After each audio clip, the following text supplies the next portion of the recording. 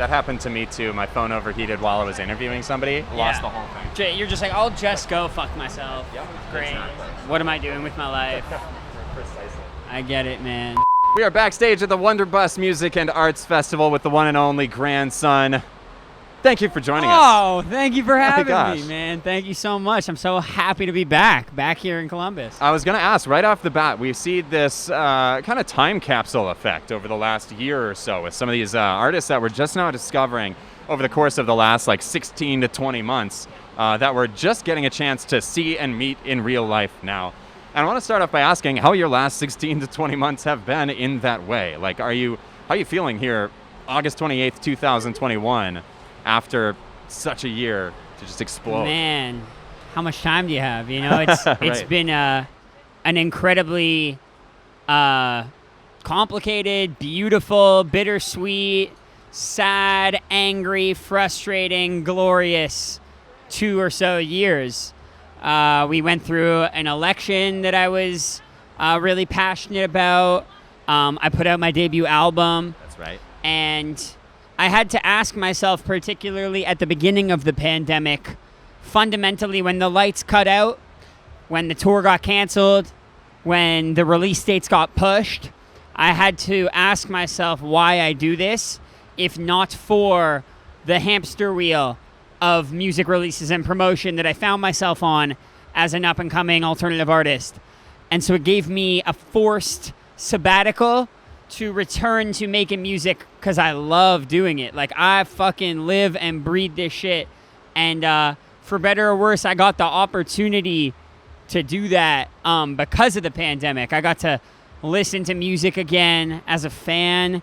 I got to write music with a certain freedom that I didn't have before. So above all else, I am really grateful for all that. And I'm excited for the new up-and-coming artists who weren't as fortunate as me, who didn't have a year and a half under their belt before the pandemic shut down. Right.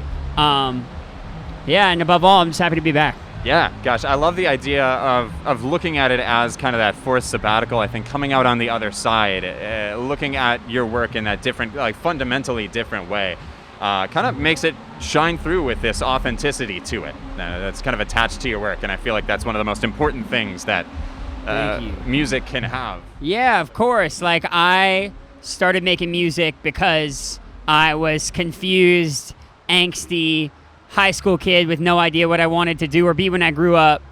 And I've battled through addiction and mental health in the public lens, and then suddenly had about a year off where I got to kind of explore why I do this. And I'll say it here and you can hold me accountable. I'll never take for granted again a humid August tour date. Yeah. So many things that were happening when I was beginning to make music, getting played on the radio and, playing shows. I was so fixated on trying to get to the next rung of this proverbial ladder that we all find ourselves on with our careers, music especially. And I finally, there is no ladder. This is all we have, and I'm really, truly grateful to be doing it. That's really a wise viewpoint on life in general, to kind of not ask yourself why you're climbing up the ladder, but to realign that ladder with more valuable stuff in life. Oh, yes, that's a really good viewpoint. I'm learning some things in this interview already. Thank you again, grandson, for swinging through. Talking about the last, 16 to 20 months in the course of your career. How about in the course of your life as a human, sitting here in this late August? Good question. I'm in love. That feels good. I am more independent than I was. I have inside me perseverance that had never been tested in this way. You can hear in my music that I have another level that I get to as a performer, as an artist, that doesn't always shine through in conversations, but yeah, it definitely tested me and made me better in the long term. Just having the opportunity to go through a pandemic and ask myself what's important, like everybody. I hope that if nothing else, we come away with that newfound perspective for sure, Yeah. Fuck. Yeah. So in terms of the present day right now, as things are starting to loosen up just a little bit in this weird kind of like middle phase that we've found ourselves in, I want to ask, again, on just like a surface level, have you been going out and experiencing some places? What have your favorite places to be been? Wow, good question. I got to go back to where I grew up in my hometown of Toronto, Canada. Oh, yeah. I had to take a lot of time off of that, so I was happy to return to that. I've been able to explore the state of California. I live and make music in Los Angeles, but it's such a big, beautiful state with so many natural wonders to explore. So I got to do all that. I got to go back to my favorite restaurants, back to my favorite hole-in-the-wall bar near my house. Like, all of those firsts were good, and unfortunately, with the new variant going around, all I can say is just get vaccinated if you haven't. If you haven't, there's a pretty good chance that I'm not going to be the guy that convinces you, but I feel an obligation or responsibility to remind you either way that if you don't, then we don't get to have nice things.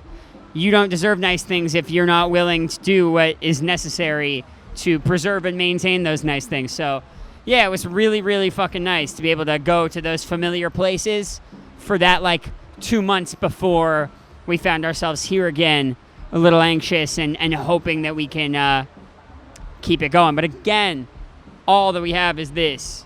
You know, all that we have live music today. The sun is shining. People are out. Drinks are flowing. The vibes are good. The vibes are immaculate. And I can't guarantee that that'll be true in a week, in 2 weeks. So I'm going to party pretty hard, and I'm going to really try and celebrate that we made it this far. Yeah, living it up. Yeah, man. Hell yeah. If you take nothing else away from this interview, it's probably get vaccinated. Yes. If you haven't done so. Yes. What are you doing? Spread Get that vaccinated and listen to good alternative music with your friends. Yes. So speaking of places a couple of moments ago, one place that you definitely have been over the course of the last month is on the red carpet. The songs on the Suicide Squad soundtrack. Rain, the track with Jessie Reyes that we're playing right now. A smash hit for us here at the radio station. Thank you, bro. I love to hear it. What a great song. First things first, how was it working with her? She is so dope. She is like amazing, intimidating as all hell.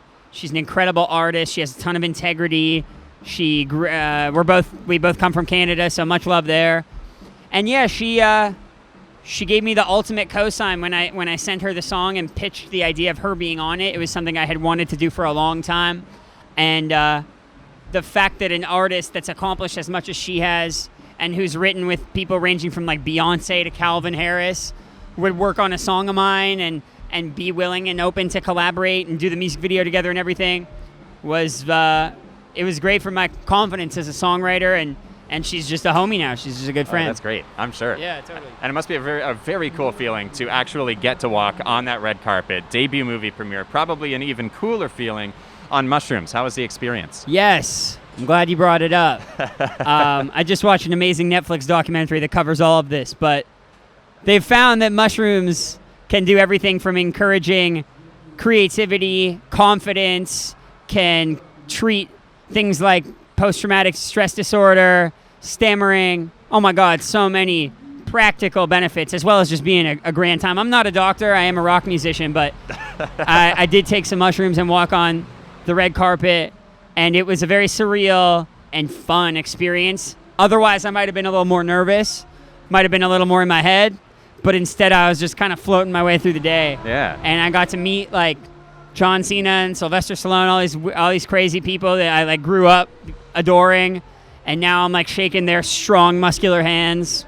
And I'm like, this is fucking cool. This is pretty cool, and I can't tell if that's cool because it's real life or cool because I'm on drugs, but I think it was more so just an amazing experience. So, no, it was cool, and James Gunn, the writer-director, I'll always be in debt to, and because he gave me and my music a chance, and he didn't have to do that, so it's pretty cool. Yeah, my word. I don't know how much I'm allowed to go into it on the record, but we might have once some stuff to the talk camera about. ends, and this guy likes to party. I can tell by that hairstyle. Come on, man. Come on, man. All right, well, a couple of things before we cut you loose. One, I want to congratulate you on the massive accolade of 1 billion streams. Thank you. Amazing. Thank you. And then I didn't know that we acknowledged the existence of streams here on terrestrial radio. Doesn't Doesn't exist. Gotta cut that out. No, but for real, congratulations. Thank you, that's huge. It's a crazy testament to, ironically, it is the songs with the greatest specificity to my life story, to my pain and my struggles that have resonated with people. And yeah, incredibly important to celebrate the milestones along the way. Yeah. So yeah, I'm really stoked. I think that's testament to what shines through in your music, what shines through and connects you and your fans, the grandkids, as it were. I love that too. Thank you, man. All right, last thing for you. I want to run you through a quick lightning round on your way out the door. See if we can get in your head right before showtime. Let's do this shit. Dogs or cats? Oh man, both. I'm gonna say dogs. Okay, coffee or tea? Coffee. If you had to rename the Statue of Liberty, what would you name her? Grandma Freedom. I love it. If you had to fight to the death, which cereal mascot would you rather fight, Captain Crunch or Count Chocula? Captain Crunch. I feel like I could size him up. You can't mess with a vampire, man. That's a good point. Yeah, it'll sneak up on you. Last question I like to ask everybody that comes through. I'm working on a map, and I'd like to get your thoughts. What do you think is the prettiest American state in terms of its geographical outline alone? Oh man, I like the shape of Texas. I'm not gonna lie. It's high up there. She's got curves. Yeah. She's got little edges to her. But if you like the square, saucy. Next time I should have said Ohio, but you don't next need time, to placate us. I guess you guys got to have me back, and then I can correct my answer. It'll be our pleasure. Thank you for having me, man. This has been fun. Grandson. Thank you for joining us. Wonderbus Music and Arts Festival. Thank you again. Woo! What's going on? This is Grandson on Central Ohio's alternative CD 92.9.